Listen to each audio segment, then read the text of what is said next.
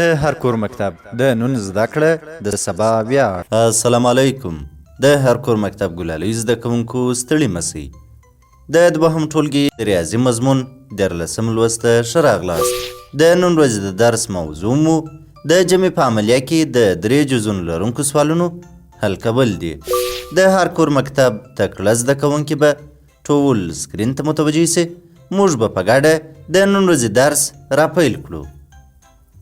ګرانو زده کوونکو، که په یوه ښوونځي کې 27 هلکان مطالعه کوي او 34 هلکان د ریاضي کورنۍ کار سرته رسوي او 18 هلکان رسامي کوي، راځئ چې معلومه کړو چې په ښوونځي کې ټول څو زده کوونکي په فعالیتونو بوخت دي.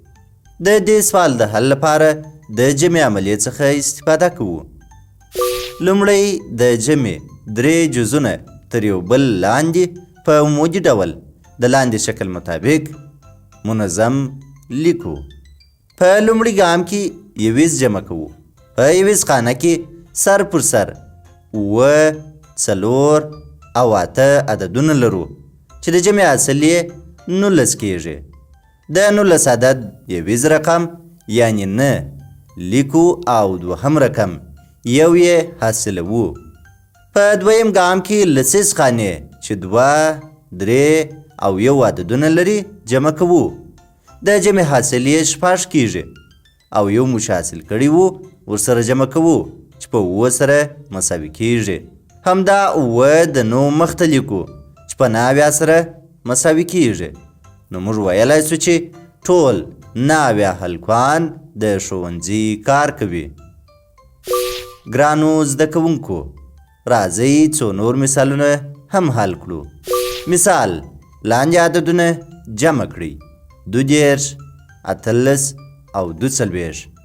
حل: لومړی عددونه په عمودي ډول تر یو بل لاندې منظم لیکو. اوس راځو یویز خانې جمع کوو.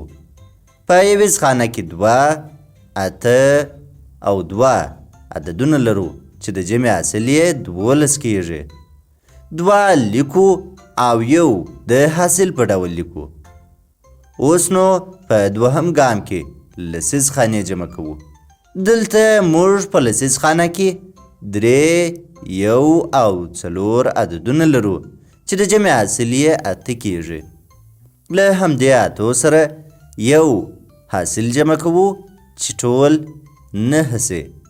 اوس نو همدا 9 د 2 مخته لیکو چې ټول 2 کیږي.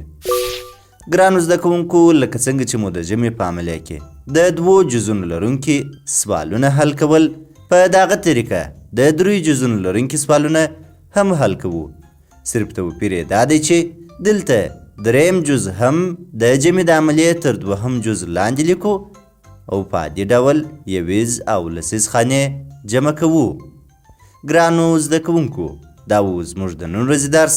په راتلونکي درس کې به د تفریق په عملیه کې د همجنسو ګروپونو جلا کول زده کړو. په مخه مو ښه.